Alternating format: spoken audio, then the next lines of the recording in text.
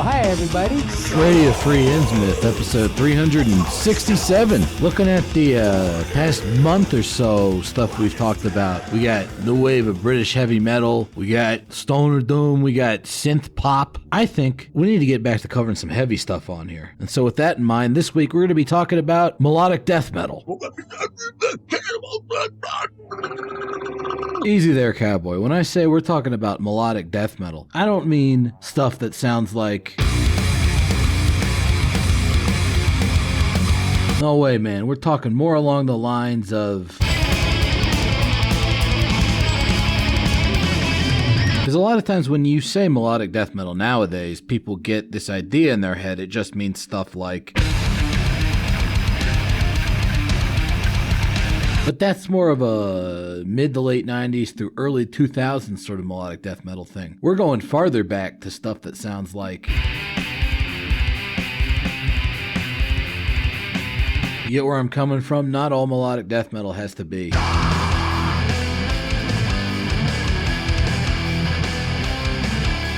Because back when the genre was originally conceived of, you were way more likely to come across something that sounded like...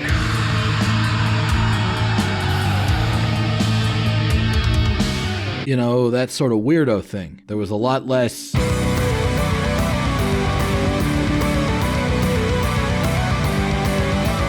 And a whole lot more... of that sort of thing. You get where I'm coming from? Can you dig it? There's kind of two different types of melodic death metal we got going on here. You got the early stuff where they're taking kind of death metal musical theory and composition and applying it to more normal melodic heavy metal that ends up creating something that's actually maybe even more screwed up sounding than just regular old death metal. Then you got the other kind of melodic death metal, the more mainstream stuff, the stuff maybe more people are familiar with, the stuff that came out a little bit after that initial burst of melodic death metal. They take the aesthetics of melodic heavy metal and apply it to death metal music that kind of simplifies the song structures, makes them a lot more catchy, that sort of thing. Can you dig it? And of course there can be overlap between those two types of melodic death metal. But the band we're talking about today, kind of during their peak years, were 100% type 1 melodic death metal. Can you dig it? Yeah, you're probably right. I probably should drop the mother of all... Not that there's anything wrong with that! Disclaimers on that statement. I don't actually have a problem with the catchy, goofy, fun, happy, bouncy melodic death metal stuff at all. I mean, off the top of my head, I've covered Bloodstained Child, Dark Tranquility, Ablaze My Sorrow, God Gory, Sacrilege, all kinds of stuff like that. And I'm secure enough in my masculinity to uncategorically state In Flames was a pretty fantastic band up through and including Clayman. And there are even a few isolated riff moments that I enjoy on albums like Reroute to Remain. Do you suck dicks? Sir, no, sir! Are you a Peter Pepper? Sir, no, sir! But the band in question this week, that being Finland's own Euthanausea, firmly belongs in the camp of older, weirder melodic death metal. And I'm pretty excited because I never thought I'd get a chance to talk about these guys. Like if you had asked me a couple years ago, I'd be like, hey, I'd like to cover them. But for years, all I've had from them is one demo, which is an amazing demo with a particularly amazing cover, very much in your face with the weird angel demon lady boobs. This bit of musical mastery came out in 1993 and is entitled Melodying. So, the combination of the word melody and the word dying. Melodic death metal. The whole word combination thing was always big with this band. Obviously, they're called Euthanausea, so euthanasian and nausea in one word. They got song titles like Sadist Faction, Crema Torture, Moonacy, Esophagus Now. You see where they're coming from with the word combos. And if you've never heard Melodying, and you're down with some weird, progressive, avant-garde, screwed up death metal, boy, are you in for a treat with this one. Because it's pretty fucking crazy. I mean, listen to those weird dissonant chords going on behind that floaty kind of melody. Vocals are appropriately tortured sounding, which is common for this sort of early melodic death metal. But what really sticks out on this album for me is the guitar work. Like right here, you got these chugs in the left-hand channel, very heavy, mixed with these fuzzy, dissonant, weird atmospheric things going on in the right-hand channel. Great instrumental separation too. Like even the bass occupies a pretty major space in the overall soundscape. And this transition section coming through here shows off how atmospheric those guitars are, but also how talented the fucking drummer was. And then it all fucking explodes with this absolutely masterfully done atmospheric melodic section, providing a variant to that very floaty intro riff, and the left-hand channel guitar taking over the more texture-based atmospheric component. From there it unfolds into something quite a bit heavier, with the lead guitar very much existing in a gray space between solo and riff. It's like it's got too many notes for a riff, but it's a little bit too structured to be a solo. Bit of a death metal paradox. But what isn't confusing at all is how heavy this fucking breakdown we're hearing right now is. Then back into those very lush, pillowy, sort of buzzing atmospheric chords. I say this demo was emblematic of what I might call Type 1 early historical melodic death metal. At the same time, even to this day, there's not much out there that really sounds like it, which is why when I first downloaded this demo, because it had the Angel Demon Bazubas on it, it really ended up sticking with me for, I want to say, the better part of a decade and a half. I can't even remember when I first heard this demo. That's something that was really special. And they probably would have ended up on one of those demo compilation episodes I do occasionally, if it hadn't been for Darker Than Darkness Records from Japan in the middle of last year putting out a 2-disc compilation of everything Euthanausea ever recorded. And it turns out these guys got something like 10 demos that most people didn't even hear back in the day. And they continually released material from 1992 up until 2004 that I didn't even know about. God fucking damn it, man. What the fuck? Like, the only thing that would make me more excited in a metal sense than hear about this compilation is if Gorment magically pulled out an unreleased full-length album written entirely in the musical style of their 1995 promo. Or like if Intestine Balism finally put a new album out or something. So as you would expect, as soon as I heard about this compilation, you better bet your ass I went out and bought it. And I've been listening to it pretty heavily ever since I got it. And I gotta say, Melodying demo probably still my favorite thing from the band, but they got a lot of cool shit going on all over the place. For instance, their very first release, 1992's Song of Forgotten Souls.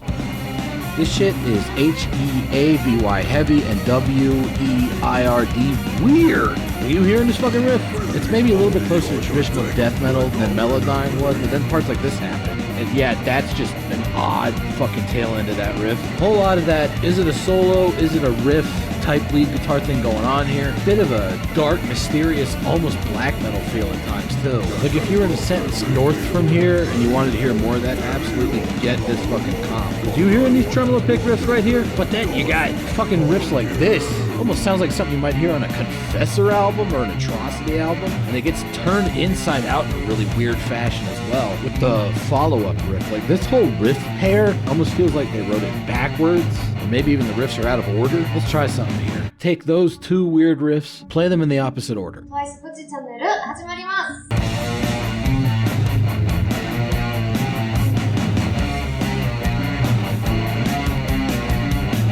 Like, I don't know, man. That whole section of the song confounds me. You could take those two riffs and switch them around, try to make them sound normal. It's always going to be fucking bonkers. And then the way they come out of that weird fucking avant-garde section.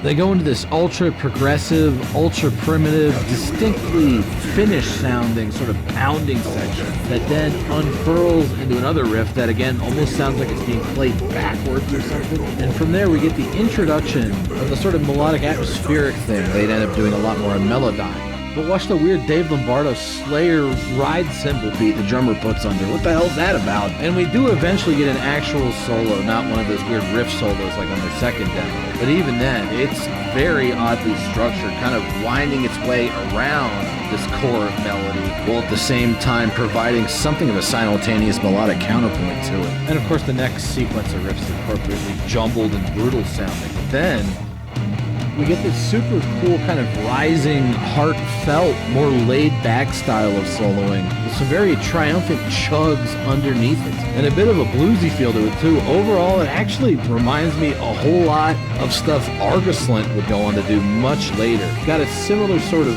weird Argus-lent adjacent feeling from Fester's second album that I covered a billion years ago. I mean, I know you guys like Argus-lent. I figure you gotta like this stuff too. Wouldn't be surprised if it actually was an influence. I know that both Jalal and Holocausto were big into a lot of more obscure stuff like Dubbuck and Obtest that you don't really hear people talk about too much in the context of 90s death metal. Would not be surprised if they were also fans of the Euthanausea demos if they managed to obtain them at the time. At any rate, they appear to be on a similar melodic wavelength. And as we established earlier, that sense of melodicism was heightened on my favorite release from Euthanausea, the 1993 Melodying demo. It's my favorite because it's got fucking songs like this on it.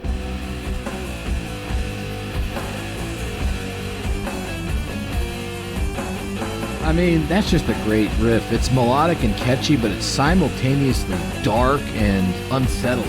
A lot of that same sense of off-kilteredness from their first demo is still extant here, but it feels a little bit more composed and less jumbled sounding. Like this right here is a very smooth variation on that percussive bit that we just heard. And from there, we're back into that awesome riff from earlier, but they've given it a different, more percussive tail end to lead into this triumphant, rising sort of epic thing that ends up resolving to something very strange.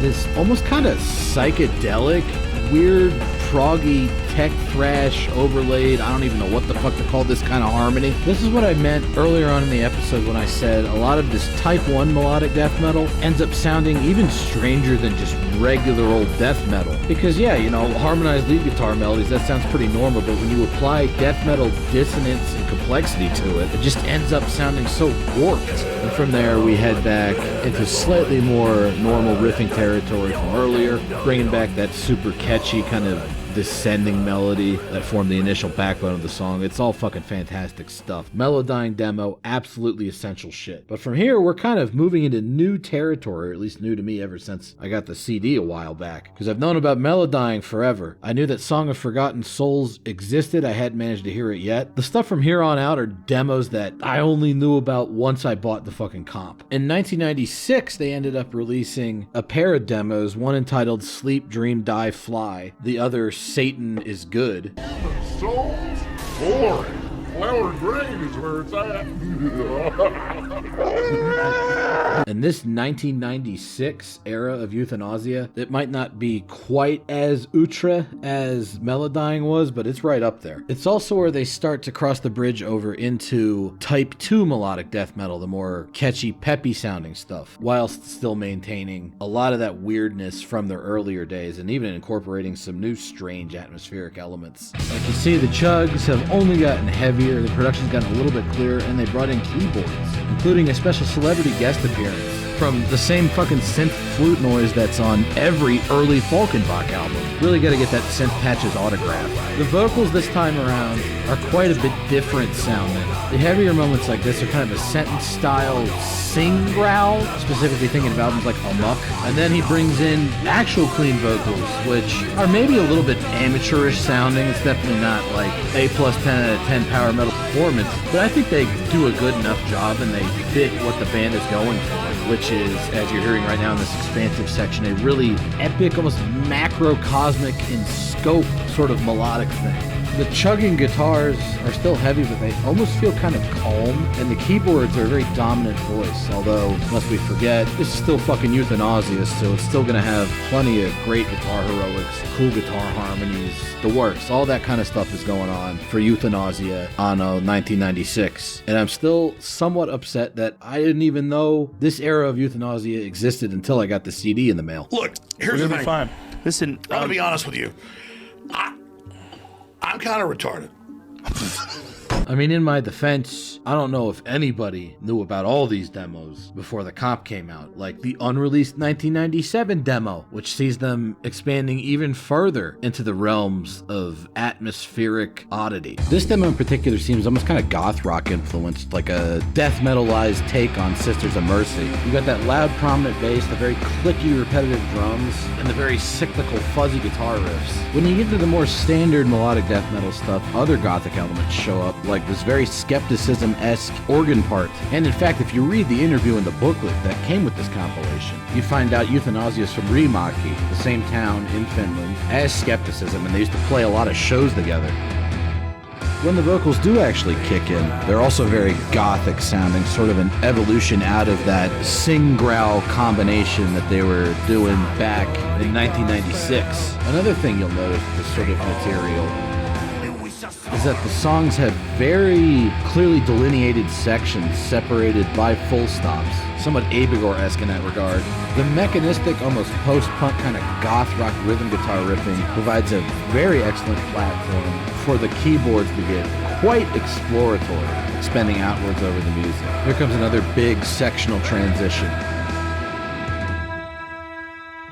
And of course, you still have the great guitar melodies making a return. I mean, it's still Euthanausea, even if this is a very different sort of Euthanausea. But you probably have noticed a substantial change going on between 1993 and now 1997. A big part of that is in their earlier, more death metal-y days, most of the music was being written by Ville Numenpää, according to the interview included in the compilation that I am now holding in my hand. Then later on, the drummer Marko Jokinen ended up taking more of an active role in writing. And I would say that this sort of thing culminated once we got into the 2000s. Specifically 2004, they put out 2 demos, only one of which, entitled Fireworks, was actually released prior to this comp coming out. And I gotta say, I'm somewhat befuddled by the fact that they chose to release the Fireworks demo and not the other one, because most of the stuff on Fireworks, unfortunately, this shit's pretty much their roots, bloody roots.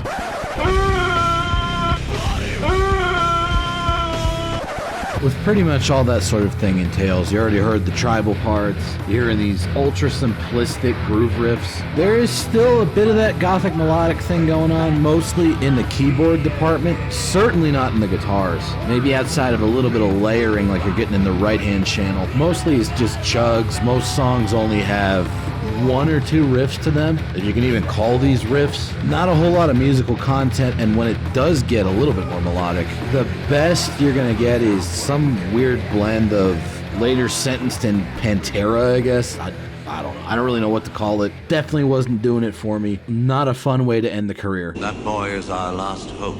No. There is another. The unreleased demo from 2004, on the other hand, is actually a really solid follow-up to their late 90s material. Again, I'm kind of confused as to why this one wasn't the one released. I mean, one of the intro samples even appears to be a recording of me listening to that last demo. No, but for real, this particular demo has a lot more going on with it. It's death and roll if the in roll was progressive rock and roll, if that makes sense. If you're into the first couple Zisma full lengths or stuff like Furball, I definitely think you would get a whole lot out of this demo.